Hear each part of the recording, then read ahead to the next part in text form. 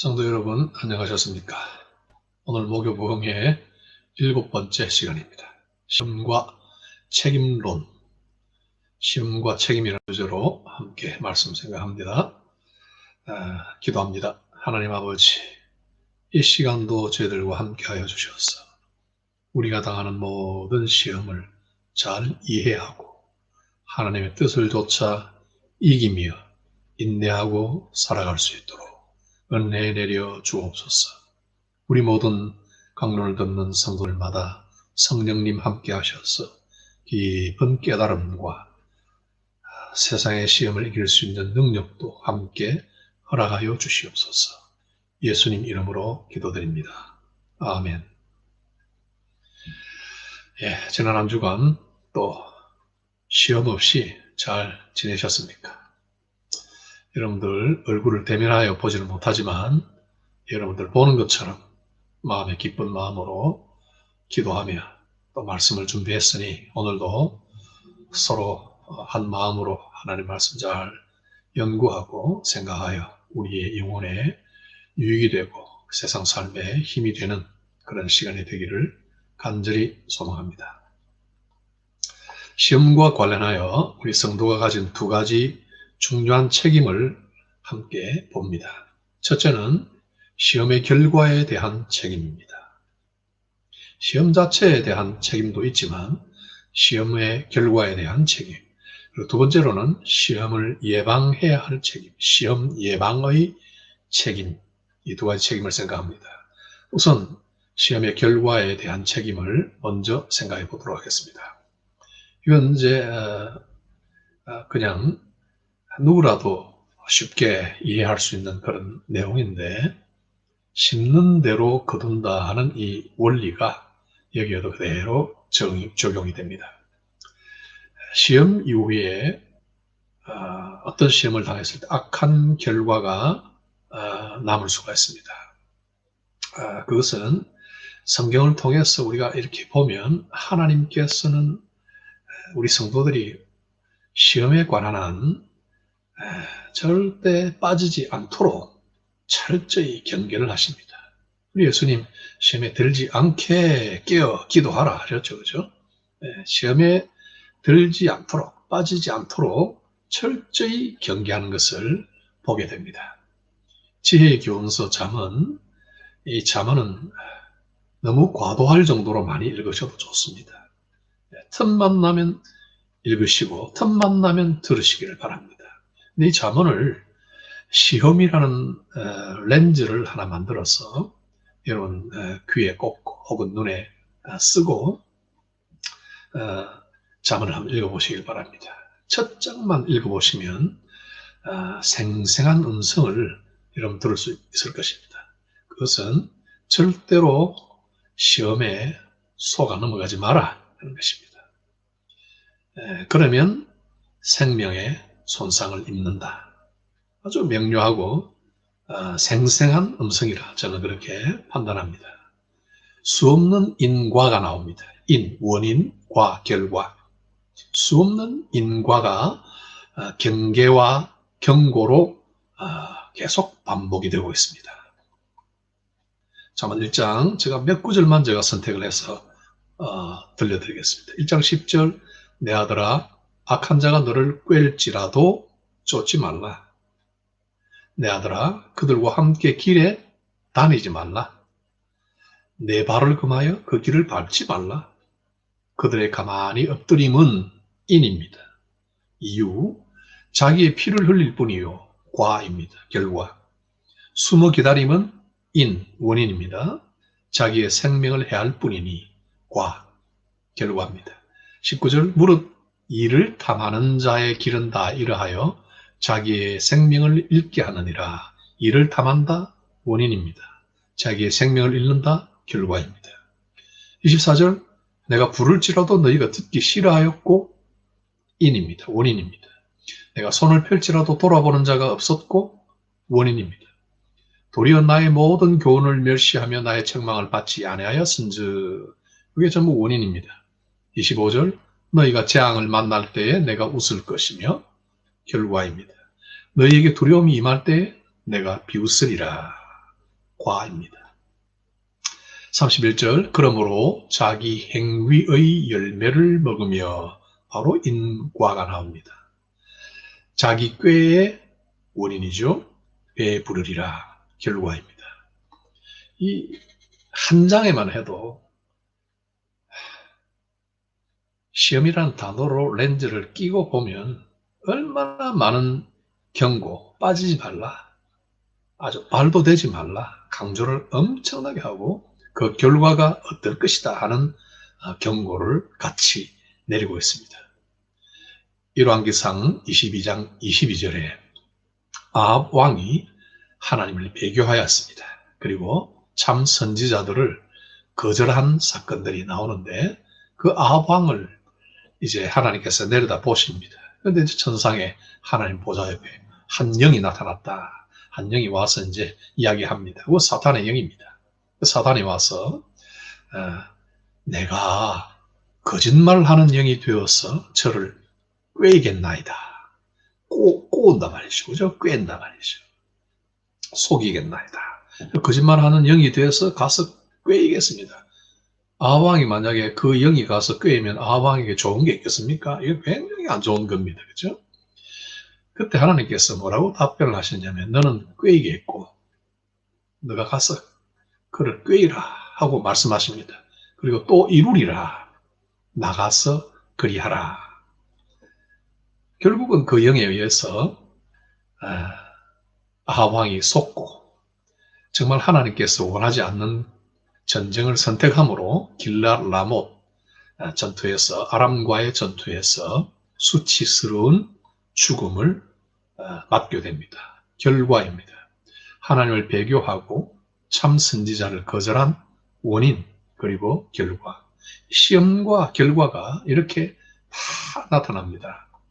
데살로니가후서에서 이렇게 또 내용이 나옵니다. 2장 11절을 보면 진리를 무시하여 열매가 없고 그리스도를 욕되게 한 그런 성도들, 이거 참 성도라고 볼 수 없겠죠. 이런 교인들을 향해서 결국 미련함과 헛된 경배에 빠져서 하나님을 멀리하게 된 그런 사람들을 향해서 사도 바울이 이야기합니다. 이러므로 and for this reason 원인이죠.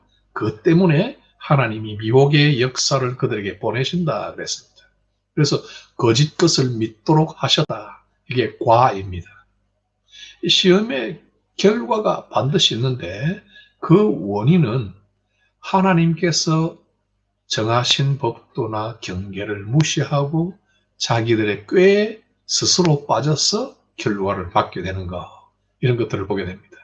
그래서 결국 그들은 미혹에 빠져서 배교로 툭 떨어지게 되는 것입니다. 오웬 목사님이 신랄하게 이런 표현한 말씀이 있습니다. 하나님은 한편으로는 복음을 무시하고 멸시한 것을 복수하기 위해서, 다른 한편으로는 거짓 신앙 고백자의 배교를 복수하기 위해서 시험하십니다. 그랬어요. 그래서 하나님이 이렇게 인간에게 책임을 물으시고 당신의 의에는 전혀 손상이 가지 않게 하시는 것입니다. 이 악한 결과는 심은 대로 거둔다. 모든 결과의 책임은 누구에게 있습니까? 모든 배교하는 사람, 하나님의 명령을 어기는 사람에게 결과적으로 시험이 오고 그 시험에 의해서 참 말할 수 없는 악한 결과를 맞게 되는 것이다 하는 것을 보게 됩니다. 그러면 시험에 악한 결과만 있느냐? 그렇지 않습니다.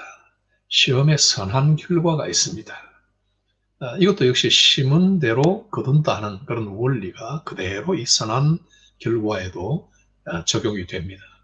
야고보 1장 12절 보면 이런 귀한 말씀이 있습니다. 시험을 참는 자는 복이 있나니 이것에 옳다 인정함을 받은 후에 주께서 자기를 사랑하는 자들에게 약속하신 생명의 면류관을 얻을 것임이니라. 시험을 참는 자 원인입니다. 복이 있나니 결과입니다. 그리고 이것에 옳다 인정함을 받았다 하는데 이것은 시련을 견뎌낸 자입니다. 옳다 인정을 받는다는 것은 이미 이제 그 시련을 잘 견뎌낸 거죠. 시련을 잘 견뎌낸 자에게 주께서 자기를 사랑하는 자들에게 약속하신 생명의 멸류관을 얻게 될 것이다. 여러분, 여기 참는 자라는 말이 나옵니다. 시험을 참는 자. 이 참는 것이 원인인데 복은 결과이죠. 그리고 견뎌내었다 하는 것도 원인이고 생명의 멸류관, 이것은 또 결과입니다. 그런데 시험을 참는 자 할 때 시험의 과정 속에 있는 겁니다. 아직도 시험은 끝나지 않고 진행이 되는 거죠. 시험을 참는 자, 끝이 안 보입니다. 그러나 그 과정에 이미 복이 약속이 되었다는 것입니다. 귀하고 위로가 되는 말씀입니다. 그리고 시련을 견뎌낸 자, 이것에 옳다 인정하심을 받은 자라고 그랬죠. 그것을 잘 견뎌낸 자, 뭡니까? 터널을 통과한 자입니다. 다 옛일처럼 추억처럼 지나갔습니다. 그들에게는 주님을 사랑하는 자라는 타이틀이 붙여지고 그에게 생명의 멸류관이 약속이 되었다. 이건 정말 귀한 축복이 아닐 수가 없습니다. 이런 시험에 대해서 야고보는 1장 2절에 여러 가지 시험을 만나거든 온전히 기쁘게 여기라 하는 것입니다. 여러 가지 시험을 만날 때 온전히 기쁘게 여기라. 여러분, 이건 아주 실제적으로는 극한 곤란한 시기입니다. 여러 가지 시험, 한 가지도 아니고 말이죠. 여러 가지 시험이 보통 좋은 일도 그렇지만 악한 일이, 안 좋은 일은 한꺼번에 닥칠 때가 많습니다. 우리 사자성어에도 설상가상이라는 말이 있지 않습니까? 눈이 내렸는데 그 위에 그냥 서리가 같이 내린다. 그러니까 더 덮여서 길이 미끄러워지고 더 추워진다는 그런 뜻이겠죠? 우리 성도들에게 시험도 여러 가지 일이 한꺼번에 겹치는 수가 있습니다. 여러 가지 시험. 그리고 계속 이어서 한 곱이 넘어갔다 싶은데 또 다른 곱이가 오고, 또 넘어갔다 싶을 때 또 오고, 이게 여러 가지 시험의 형태입니다. 그럴 때 정말 힘들죠. 그러나 우리 하나님께서는 여러 가지 시험을 만날 때 온전히 기쁘게 여기라. 왜냐하면 그 시험을 잘 참는 자, 현재 진행이지만은 그러나 하나님께서 복을 주시고 또 잘 견디는 자, 이겨낸 자, 그 사람들에게는 사랑하는 자들에게 약속하신 생명의 멸류관을 주신다 하는 그런 귀한 결과를 말씀합니다. 이것은 이제 어떤 면에서는 우리 성도들이 시험을 만나지만은 하나님이 주시는 시험에 대한 이런 모든 지식들을 잘 가지고 있어야 됩니다. 무방비 상태로 당하면 이게 하나님이 주시는 시험인지 우리가 도망가야 할, 달아나야 할, 싸워야 맞서 싸워서 그냥 쳐내야 할 이 시험인지 분간이 되지 않습니다. 여러분, 그래서 우리가 배우고 지식을 더합니다.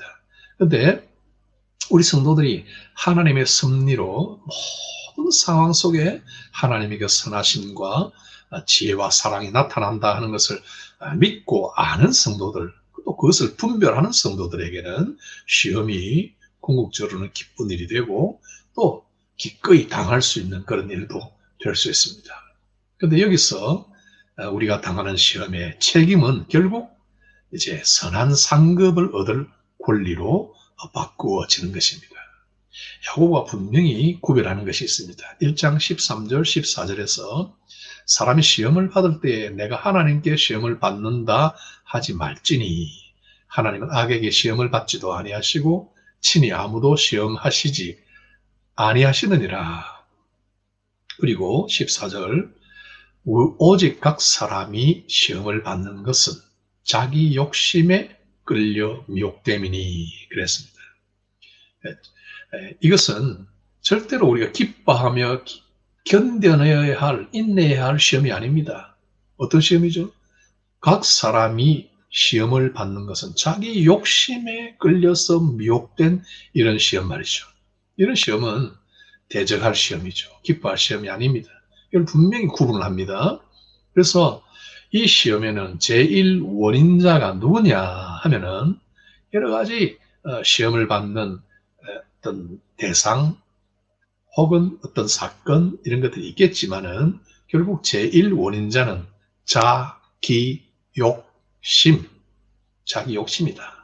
이 정욕이다 하는 겁니다. 이 정욕이 죄를 짓기에 유리한 고지를 점령하지 못하도록 유의를 해야 하는 것입니다. 여기 우리 성도가 시험 전에 시험을 예방할 책임에 대해서 배우게 됩니다.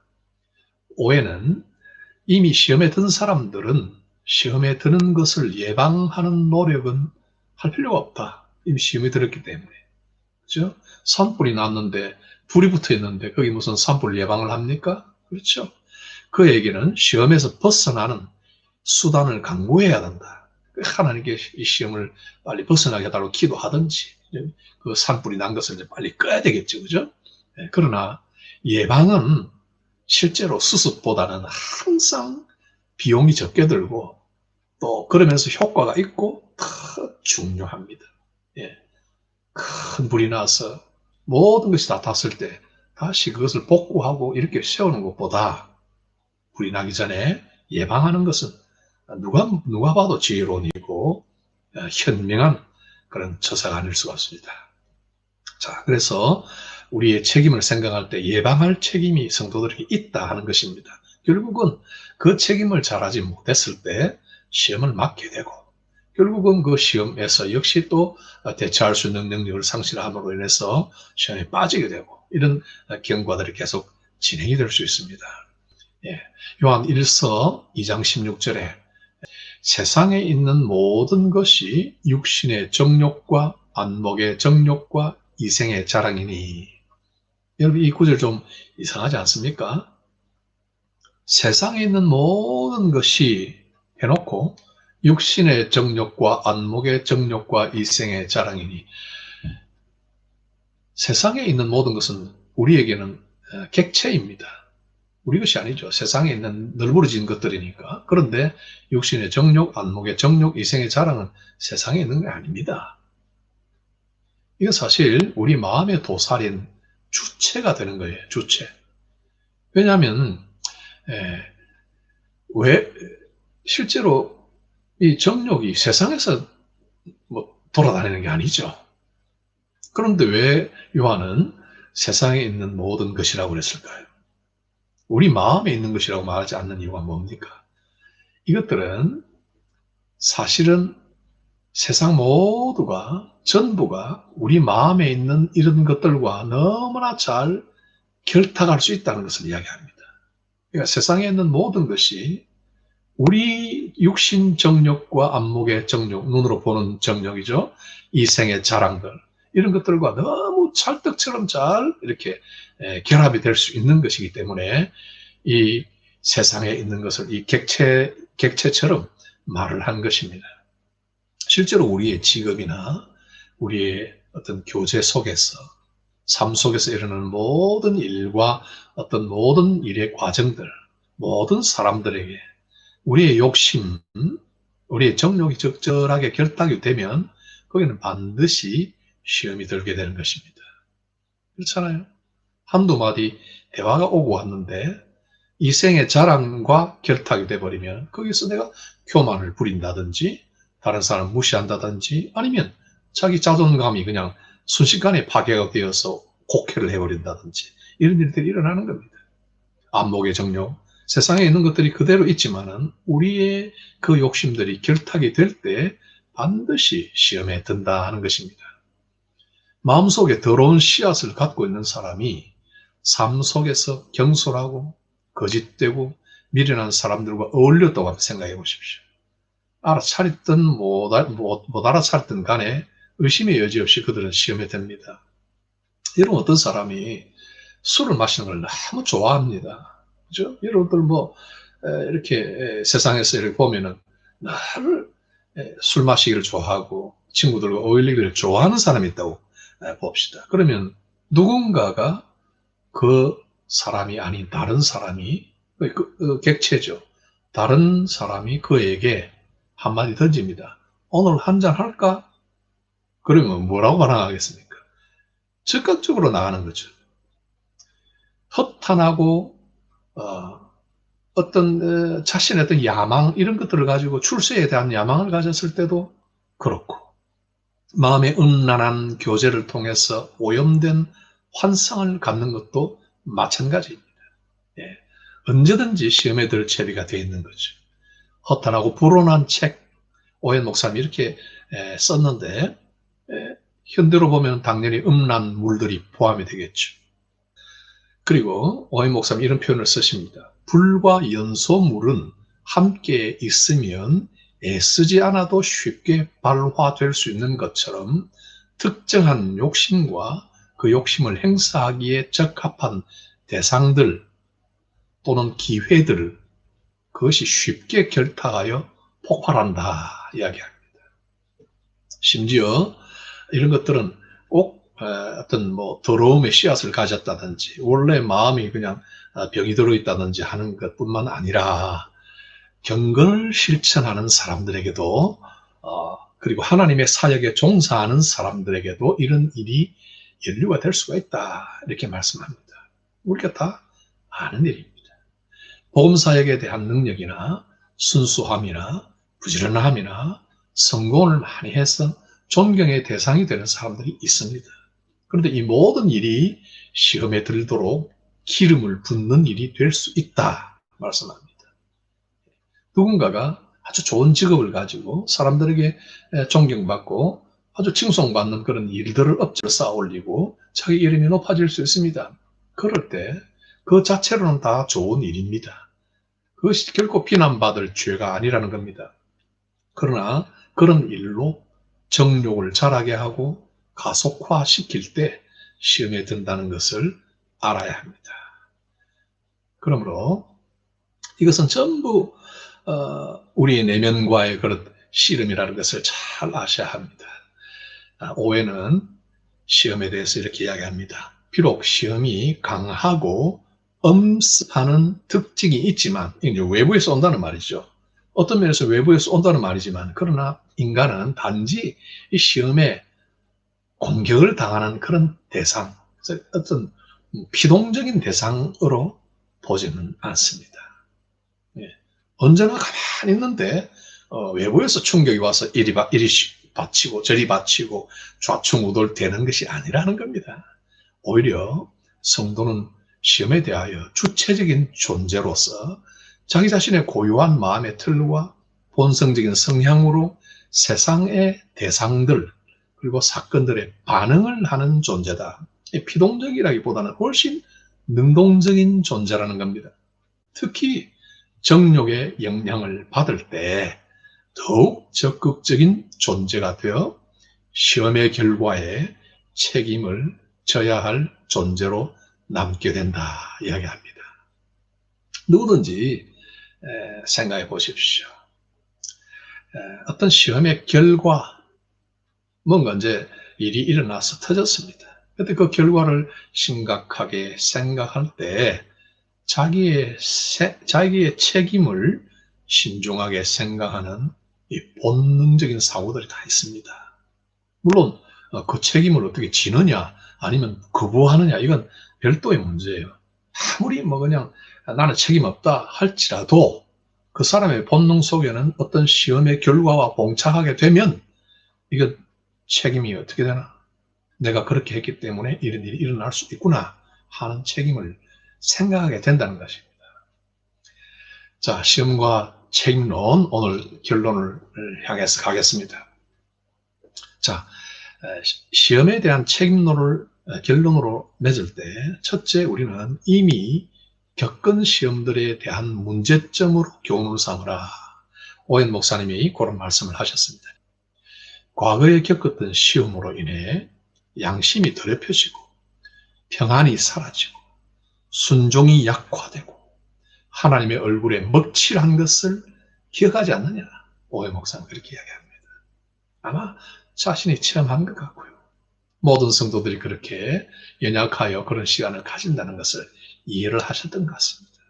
저도 공감이 됩니다. 여러분들도 한 번도 빠짐없이 다 공감하시라고 믿습니다. 그렇게 하나님께 얼굴을 먹칠을 하고 여러 가지 어려운 시험을 겪었는데 그럼에도 다시 시험에 들기를 원할 수 있겠는가 이런 도전을 하십니다.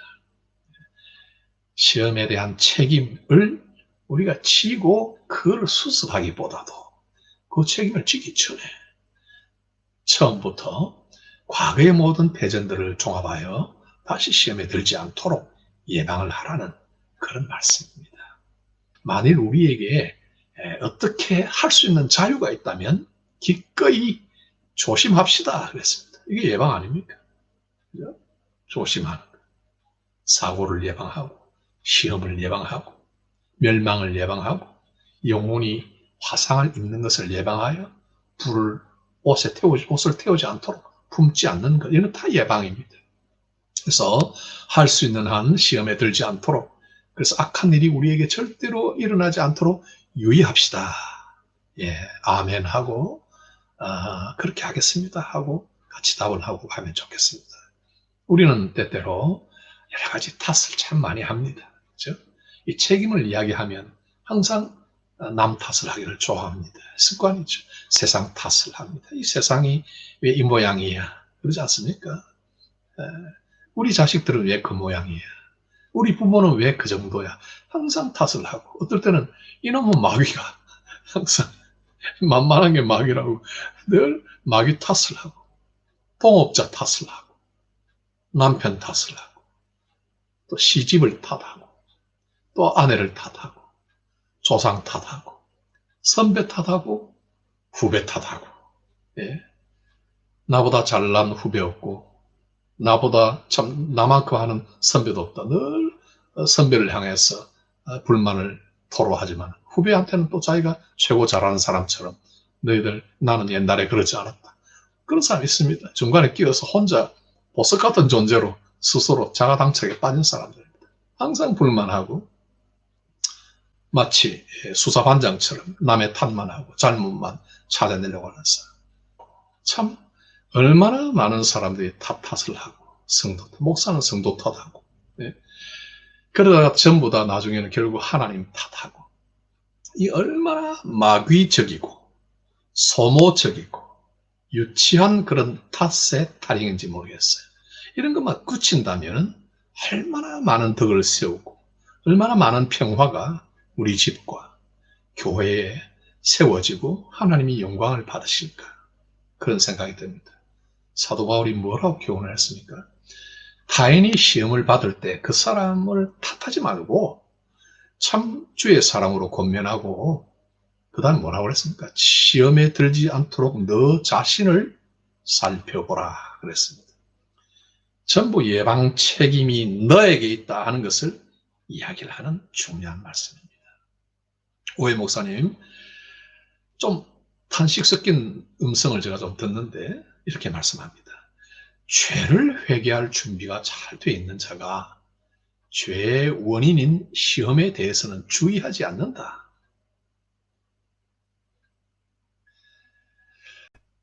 많은 사람들이 회개는 잘하고 죄는 혐오하고 아주 미워하면서 그 죄로 이끌어가는 시험에 대해서는 전혀 예방하지 않는다는 말씀이죠. 예. 오늘 이 말씀 잘 기억합시다. 제가 이 자문을 좀 어떤 면에서 고백하자면 좀 편식을 하는 편입니다. 매일 제가 틈나면 꽂고 이제 짜투리 시간 나면 꽂고 듣고 또 봅니다.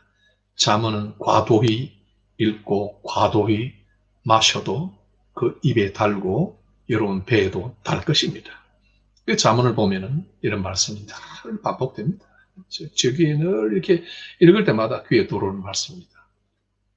사람이 미련함으로 자기 길을 굽게 하고 마음으로 여호와를 원망하느니라.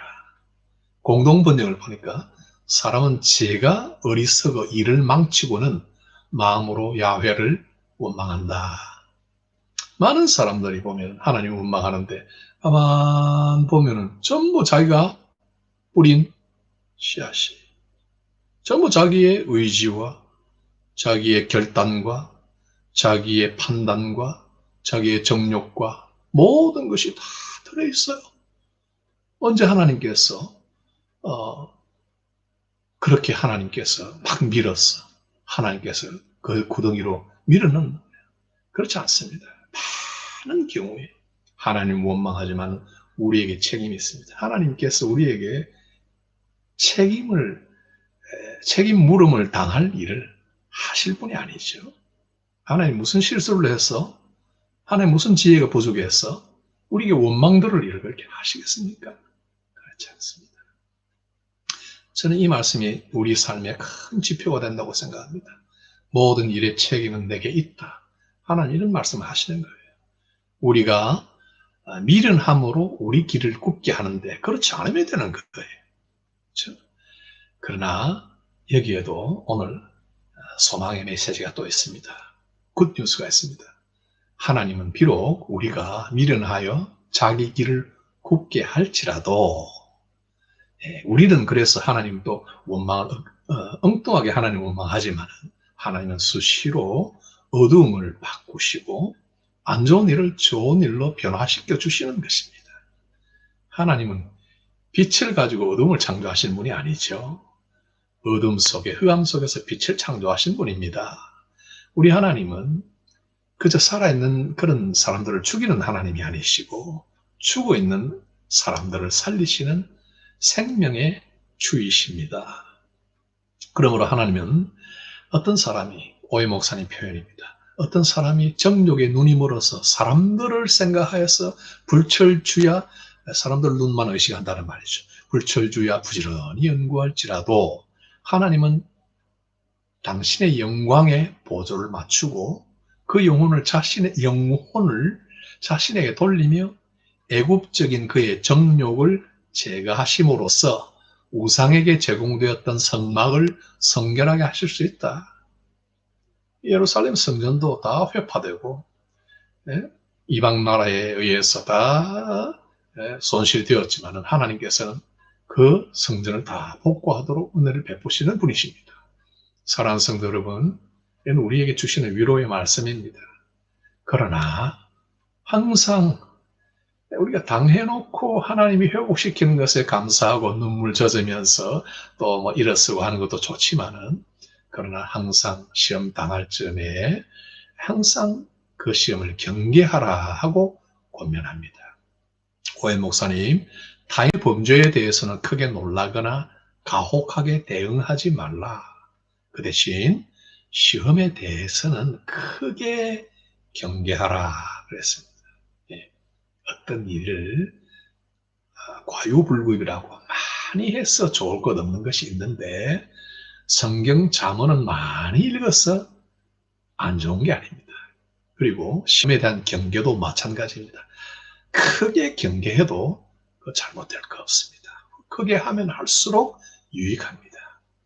많은 사람이 아주 날카롭고 예민한 죄의식을 가지고 있으면서도 죄를 일으키는 원인으로 그 뿌리로서 역사하는 시험을 주의하지 않기 때문에 쉽사리 시험에 빠진다. 오해 목사님 이런 진단을 내리셨습니다. 오늘의 결론입니다. 시험에 대한 경계와 예방은 참 신실한 성도들, 참 소망을 가진 성도들은 습관처럼 몸에 지닐 소중한 책임입니다. 기도하겠습니다. 살아계신 하나님, 우리 연약한 인생, 우리 마음의 정력으로 세상에 있는 모든 것과 자주 손을 내밀어 결탁함으로 어떤 대상에 대하여, 어떤 사건에 대하여 자주 시험에 빠지고 또 이것 가지고 탄식하고 눈물 짓다가 후회하며 회개하고 하나님을 또 원망하기도 잘하는 저희들입니다. 하나님 아버지, 저희들의 연약함을 아시는 아버지 하나님, 저희들에게 믿음 다하셔서 하나님 바라보게 하시고 이 세상에 널브러진 모든 시험 요소들을 함께 보며 우리 마음을 잘 지켜나갈 수 있도록 도와주옵소서. 회심하여 새롭게 영생을 얻은 새 생명은 하나님이 주시는 이런 귀한 의무들에 대한 책임들을 잘하는 성도여야 한다고 배웠습니다. 하나님 아버지, 우리가 지켜야 할 책임을 잘 감당함으로 손실이 있고 후회가 있는 그런 생활을 거듭 반복하지 않도록 도와주시고 항상 천성을 향하여 승리하며 또 효과 있고 소출이 있고 열매가 있는 삶을 계속 살아나갈 수 있도록 도와주옵소서. 우리 마음속에 이웃을 탓하고 하나님을 원망하는 모든 이 범죄들을 용서하여 주옵시고 하나님의 성령으로 우리 자신을 감화하사 자신을 깊이 성찰하며 하나님을 바라보고 겸손히 주와 동행하는 성도들 되게 하여 주옵소서. 예수님 이름으로 기도하옵나이다. 아멘. 예, 여러분, 우리 대신방이 계속되고 있습니다. 신방을 위해서 기도해 주시고 영상으로 대면하여 이렇게 영상으로 얼굴을 대면하여 이렇게 보는데 그것도 참 좋습니다. 아쉬운 점도 있지만 그러나 여러분 잘 기도하고 준비해 주셔서 함께 은혜 받고 신년을 기쁨으로 준비하는 그런 기회가 되길 바랍니다. 그리고 우리 지금 목요 부흥회는 신년도 서리집사로 임명받을 분들 교재 과제로 제가 제시를 해드렸습니다. 이건 2020년도 서리집사들 다 이제 신년도 2021년도 서리집사로 후보가 되는데 다 같이 목요 부흥회에 다 참석하시라고 제가 좀 격려하는 의미에서 그런 과제를 내드린 거니까 여러분 이걸 이제 밀어놓으면은 10시간을 한꺼번에 들으려고 그러면 힘이 듭니다. 순간순간 시간 지켜서 잘 들으시고 잘 새겨서 여러분 영혼의 유익이 있기를 간절히 소망합니다. 다시 만날 때까지 건강하시고 주님 안에서 모든 시험 이기고 하나님의 축복 가운데 가는 여러분들 되시기를 간절히 바랍니다. 안녕히 계십시오.